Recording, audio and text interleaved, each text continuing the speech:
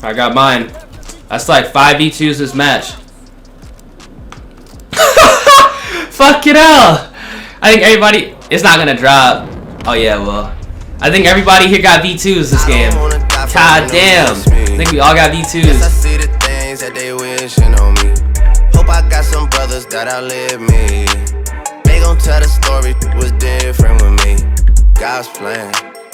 Yo, what's going on YouTube? It is your boy Is. I hope you guys are having a great rest of your day, start your day, whatever time it may be. Now, it's been a while since I've actually sat down and done a commentary style video on the channel. It's been probably close to a month, so I decided, you know what, probably time to switch it up. I'm going to do a video over 6 mistakes that I guarantee you guys are probably making within COD WW2. Now, this is going to be a video for the players who are less advanced, who are not as good at the game. If you guys are good at the game and you guys want to chime in, make sure you comment down some mistakes that you think people might make that I might miss throughout this entire video, because I'm just trying to help as many people out as possible. I usually like to make these videos around every time I gain around 1,000 to 2,000 subs, and I think I haven't made one of these videos like since prior to 10k, so I definitely feel like it's a good time to make a video like this on the channel now, since I have a lot of new people that watch the live streams, that kind of watch these videos, the class setups on how to get better at the game. And I definitely feel that this is going to be a huge help to players, because I guarantee you some of these mistakes you guys probably don't even think about, you know, making, and I just want, you know, for you guys to squash that so you guys can become a lot better of players. So yeah, let's go into the first mistake that I think a lot of people make on this game specifically, is that's going to be sprinting around corners. Now, sprinting around corners in Call of Duty World War II is almost asking to get outgunned. Now, within this game, there is a longer sprint out delay than normal Call of Duties. If you guys kind of compare this game from Ghosts to this game, it's night and day.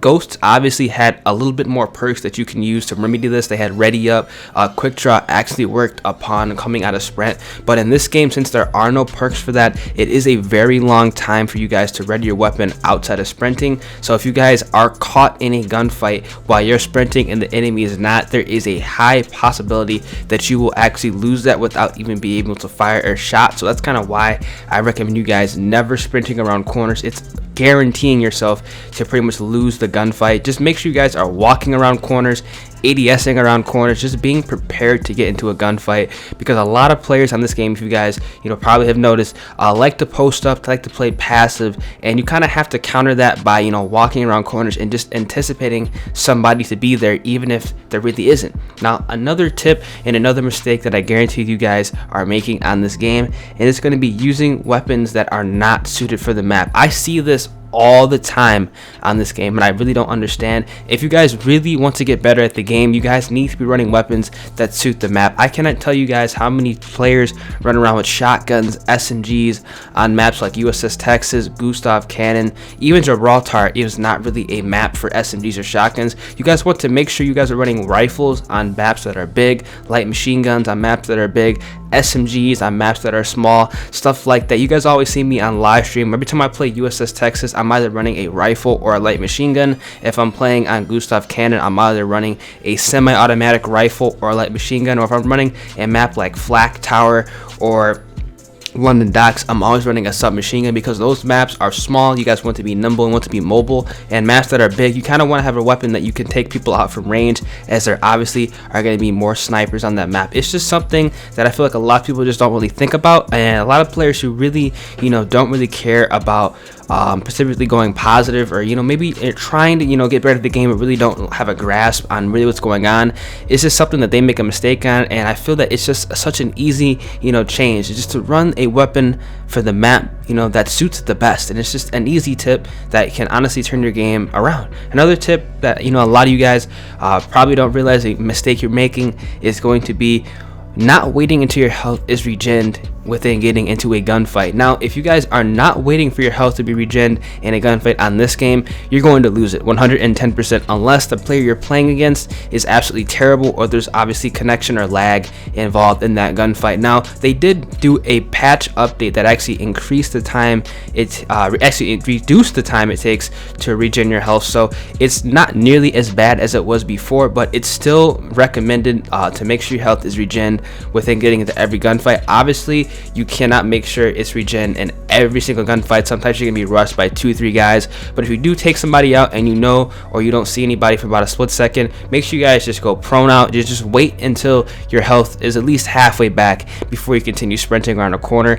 Obviously, you know, when you have max health, the gunfight is going to be fair against somebody who has max health. And if you know, get in a gunfight, you put damage into somebody, you regen your health, maybe the next person you run into just got out of their gunfight, so it's going to be an easy kill. The gunfight's going to be weighed in your advantage. You want to just make sure you have every advantage, you know, in your disposal, so you guys can go ahead, you know, and just play a lot better. And this is a simple tip that, you know, I just see a lot of people just messing up on. I can't tell you how many times I've taken people out in 1 to 2 shots just because, you know, they got in a gunfight and they just continue sprinting and they challenge somebody when they're on red health, which is a terrible idea to do on this game. Now another tip, fourth tip, is going to be strafing while shooting. Now I know a lot of people don't do this. I know for a fact a lot of people don't do this. A lot of my subscribers do it because I kind of drill it into them. I always do these class setups where I'm always running infantry.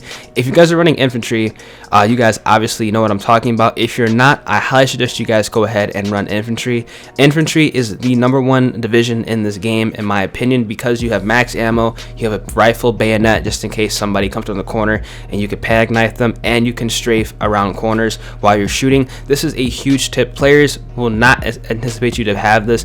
Most players have been running airborne or mountain. A lot of people have been running expeditionary with C4, so obviously you want to have the upper hand in every single gunfight. And if you guys are able to strafe while shooting and pretty much just, you know, mess them up, get their aim assist all thrown off, you guys will have a huge significant advantage over everyone else, and is why I highly suggest you guys run this. It's a big mistake not running infantry because you guys will lose a lot of gunfights if you don't. I'm telling you guys, if you play against somebody who has like mountain or, you know, armored or expeditionary, while you have an infantry SMG or even a rifle, you're going to take them out very easily just because you can strafe out of their bullets. Now, a fifth tip I want you guys to keep in track of, and something that I guarantee you guys are making a mistake on in this game, is you guys want to run attachments that best suit your weapon. Now, this is an obvious tip, but I feel some people just do not make it, and they just don't really think about what they're doing. If you guys are running a good weapon like the BAR, the FG42, the STG, the Volk, you guys want to load up the weapon with attachments that make that gun that much overpowered. You guys want to run grips, rapid fire, high caliber, extended mags. For some machine guns, run rifle barrel, rapid fire, extended mag, quick draw. If you plan on, you know, stagger stepping, but if you guys don't want to do that, obviously run a grip. It's going to be a huge advantage to your weapon. Steady aim is also fantastic on SMGs. It's just something that you guys want to go ahead and think about, and just making your weapon that much overpowered is going to just make it, you know, a lot easier for you guys to win gunfights.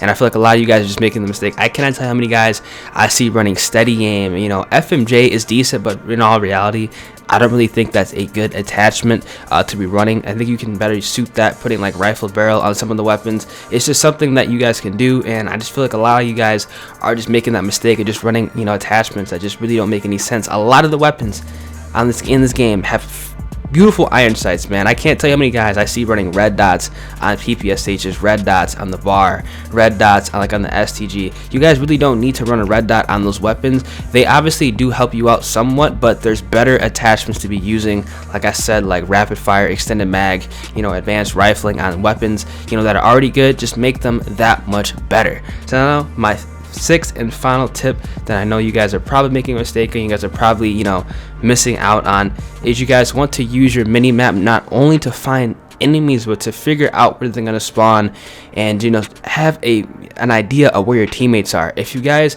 know where your teammates are, that's obviously where the enemies are not going to be. So you guys need to make sure you guys are using your mini map. I have a video that I have on my channel, how to, you know, predict spawns without a radar. I feel that you guys, you know, should actually watch that. I'm gonna be linking that in the description below. Make sure you guys check that out. It's a really good video on some tips and tricks on how to, you know, manipulate the spawns using your mini map. You just want to keep track of where the enemies are, because wherever your teammates aren't, like I said, your enemies are going to be there. You guys want to kind of follow your team and use them as a teammate shield. What I mean by using your team as a teammate shield is you guys kind of want to bait your teammates and let them tell you where enemies are. So if you see a teammate that's running next to you and he's about to go into a building, let him go first. If he gets killed, obviously you know that somebody's in there.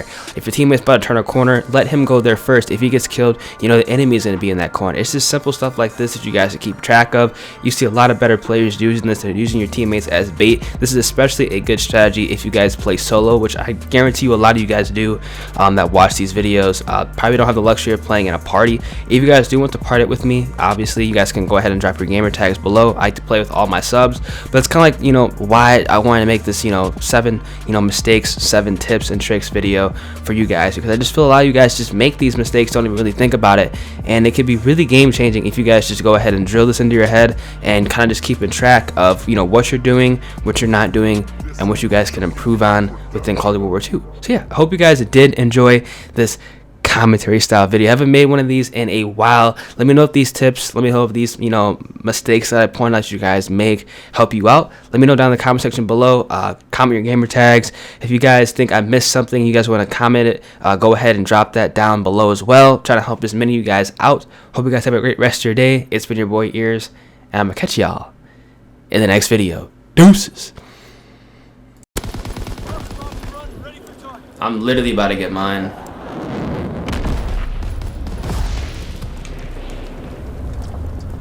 Look at this, dude.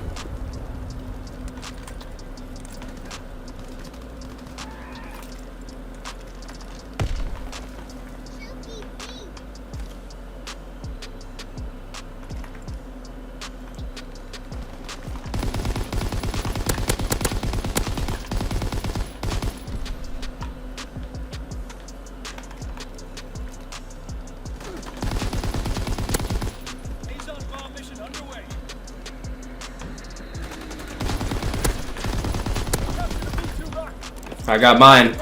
That's like 5v2s this match. Fuck it out. I think everybody, it's not gonna drop. Oh yeah, well, I think everybody here got V2s this game. God damn. I think we all got V2s.